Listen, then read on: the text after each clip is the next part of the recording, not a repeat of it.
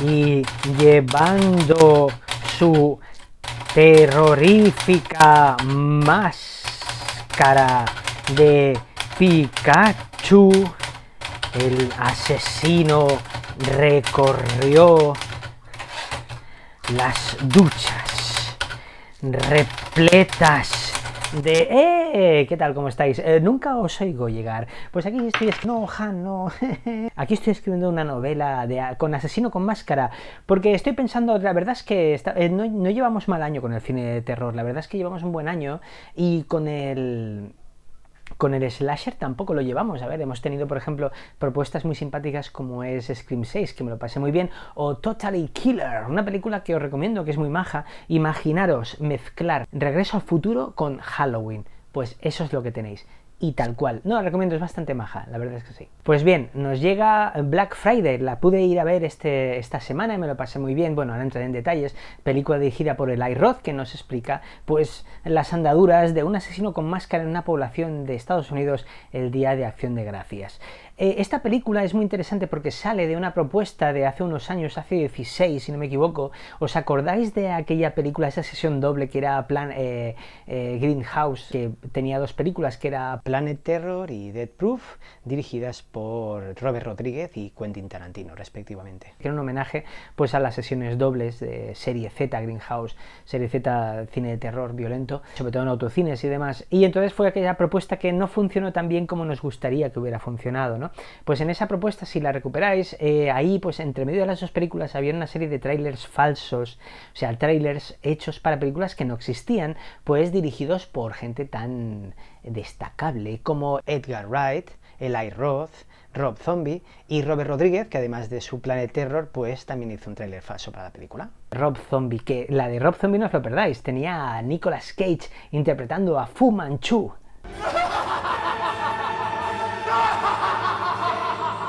Yo quiero ver eso.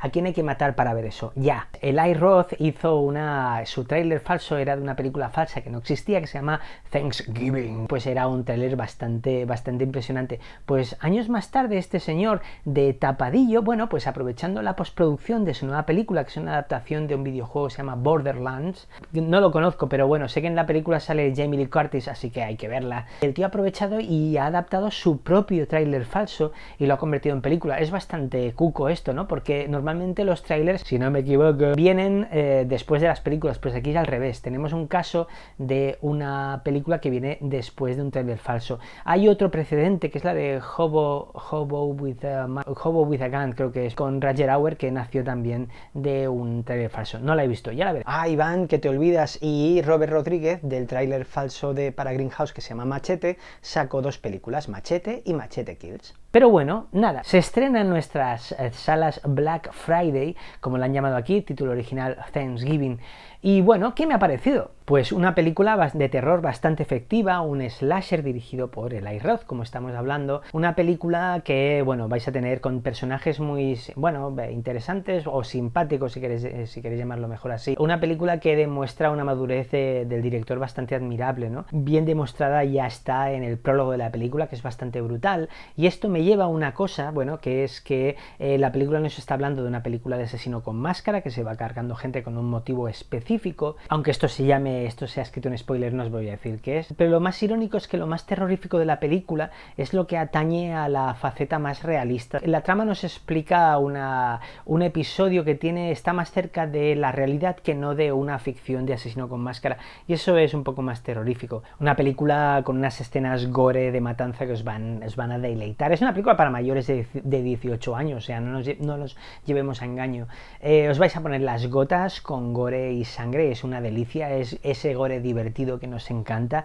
El público aplaudía en la sala. Es una película que, como bien decía un amigo mío, sí que es verdad que tiene una virtud que es muy interesante, que es que no pierde el tiempo. Por otra parte, esto juega un poco en contra, ¿no? Porque sí que es verdad que va un poco atropellada en algunos segmentos, ¿no? Nos hubiera gustado conocer un poco más a algún personaje. Aún así, es una película muy divertida, muy entretenida, pero, por ejemplo, volviendo a esto, a veces va un poco atropellada. Por ejemplo, si hablamos de la estructura de la película cuando llega aquí, o sea, la película lleva un ritmo un poco bastante orgánico, Cuando lleva aquí se acelera, ¿vale? Y todo lo que es el final del segundo acto y el tercer acto es un poco atropellado. Pero tengo que decir que la conclusión del relato, el momento máscara, como yo lo llamo, o momento exposición, sorprendida Catherine, tu bisabuelo atropelló a la bisabuela de mi prima y por eso me estoy cargando a tus amigos, a tu familia, a tu perro, al perro de tu cartero, al cartero de tu... Momento exposición, que es como, bueno, pues básicamente es cuando se explica el qué y el por qué está pasando todo en una película basada en el misterio de hecho, ¿no? Uno de los casos más célebres que hay o famosos es uno de que aún nos sigue molestando a más de uno, que es el del psicólogo al final de Psicosis, que nos explica el por qué, nos explica básicamente el juego de la oca que hay dentro de la cabeza de Norman Bates. Es algo que a mí me molesta bastante, pero sí que es verdad que debido a la coyuntura de la época pues tiene mucho sentido. Ahora hay que tener en cuenta que ahora nosotros estamos familiarizados con personajes barra sorpresa. En esa época, cuando se rodó Psicosis, no se podían ni imaginar que pudiera existir eso el gran público. Pues bien, el momento exposición de esta película, cuando el personaje asesino pues muestra sus cartas, a mí me convenció, lo compré y me pareció bastante satisfactorio, además de un clímax como Dios manda. Bien, la recomiendo bastante bien, la verdad es que sí, la recomiendo si os gusta el slasher. Además tiene un buen casting, entre ellos pues encontramos pues a una buena Final Girl, o tenemos a Patrick Dempsey, un actor que está viviendo una segunda juventud y que siempre me ha parecido muy simpático, me ha gustado bastante desde aquella Run en 1991, que además fue un actor que fue considerado para interpretar a Tony Stark, alias Iron Man. Yo creo que habría sido un Tony Stark bastante interesante. Iron Man la hemos visto, ¿no? ¿Habéis visto Iron Man, no? ¿No habéis visto Iron Man? ¿No habéis visto Iron Man? No pasa nada, yo ahora mismo os la explico. Tras liarse a tiros con la poli frente a la familia Simpson, Tony Stark viaja a Afganistán a vender tirachinas, pero allí es aprisionado por unos guerrilleros y el guitarrista de los Rage Against the Machine. Con la ayuda de Mortadelo y una batería de coche defectuosa conectada al corazón, Tony construirá un hombre Michelin de hojalata con el que volverá a la civilización convertido en un hombre nuevo y cambiará la batería de coche por una Alexa.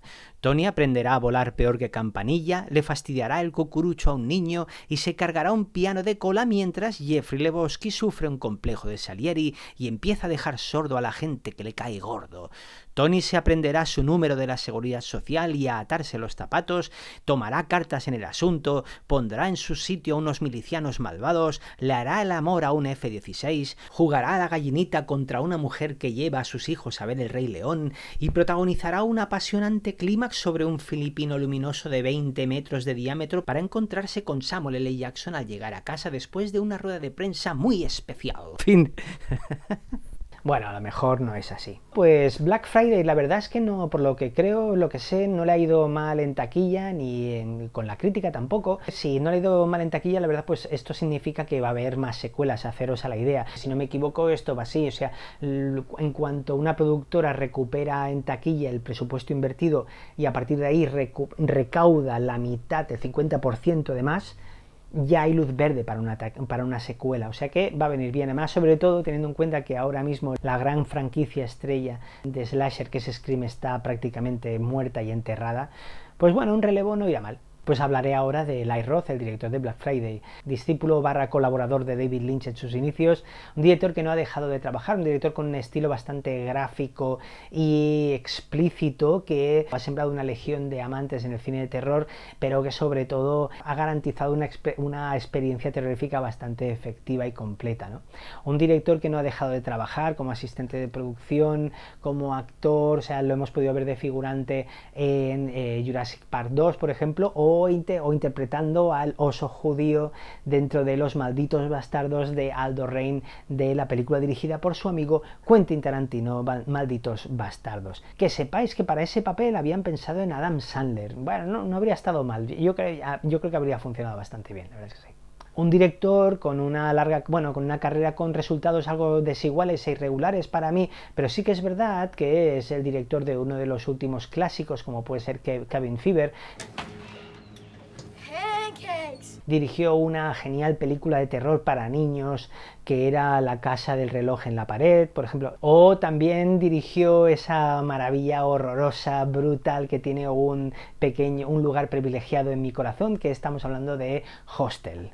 Te abren la boca. Ellos no me pagan, les pago yo. Pero sobre todo un director que no deja de madurar. Para muestra un botón. Me parece muy interesante comparar el tráiler que hizo para la película de Greenhouse hace 16 años. Es un tráiler que a mí me habría encantado ver la película que prometía ese tráiler falso. Si no me equivoco estaba rodado en 16 milímetros con esa voz en off tan terrorífica. Con la banda sonora de John Harrison para Creepshow, que me parece una delicia, ¿no? Entonces es interesante porque vemos que al adaptar 16 años más tarde ese tráiler, Eli respeta algunos golpes de ese tráiler falso. Pues respeta algunos, pero otras situaciones no las ha querido plasmar aquí. Me parece un síntoma bastante curioso. Básicamente, un director del que no puedes esperarte el remake de Love Actually, ¿vale? Love Actually, ¿no lo habéis visto? ¿No habéis visto Love Actually? No hace falta.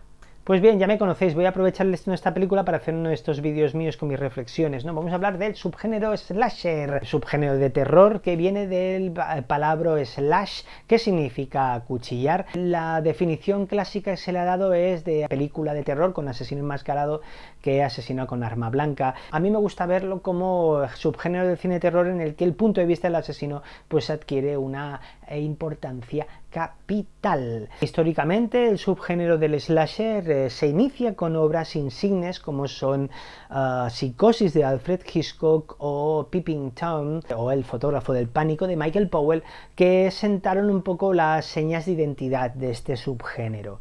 Tuvo la puesta de largo en los 70 con Bahía de Sangre de Mario Bava, La Matanza de Texas de Tobe Hooper, Rojo Oscuro de Dario Argento o una película de la cual os hablaré en el próximo programa. Y ya tuvo su era dorada, que se inició con el opus de John Carpenter Halloween en el 78, continuó con esa montaña rusa larguísima y divertidísima que me encanta, que es la franquicia de Viernes 13 de Sean S. Cunningham, y continuó a lo largo de los años 80 adoptando, ya marcando unas reglas bastante inamovibles dentro del subgénero que yo adoro y me encantan. Un subgénero que fue de capa caída y tuvo una segunda juventud gracias a Wes Craven en 1996 y su magnífica Scream, una película en la que aprendimos que los personajes de las películas de terror también ven películas de terror y detrás de una máscara hay también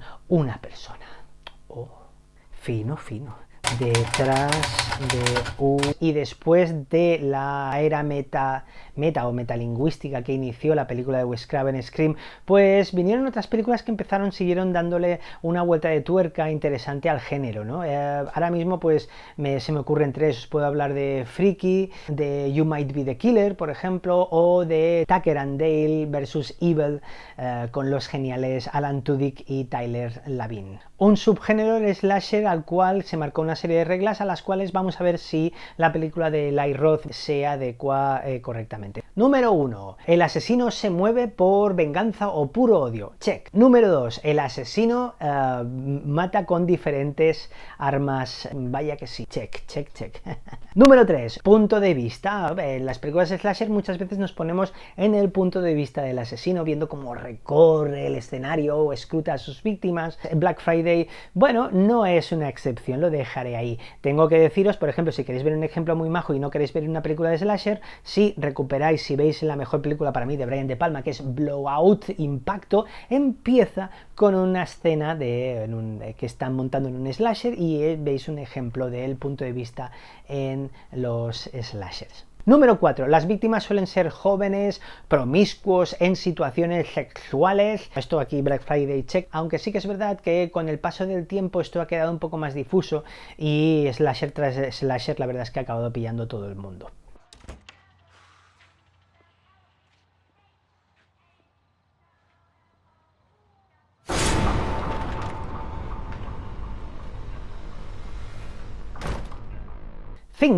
Suele haber una Final Girl. La Final Girl suele ser la protagonista de la película que acaba enfrentándose al asesino o asesina en la recta final y venciéndole. No voy a pararme mucho aquí. Quiero hablar de este personaje, Final Girl. Quiero recuperarlo cuando hablemos de Viernes 13 porque esa franquicia sentó cátedra respecto a esto. La verdad es que sí. Suele ser el personaje menos idiota de la película. Y... Joder, Iván. Y 6. El asesino suele llevar máscara. Vamos a ver una cosa. Sí que es verdad que han habido los 4 slashers por excelencia que han marcado las 4 máscaras oficiales, que llegaron y triunfaron. A partir de ahí os podéis imaginar, el tema máscara en un slasher sigue siendo un reclamo estético bastante interesante. Pero no nos llevemos a engaño, no tiene por qué dar calidad a la película.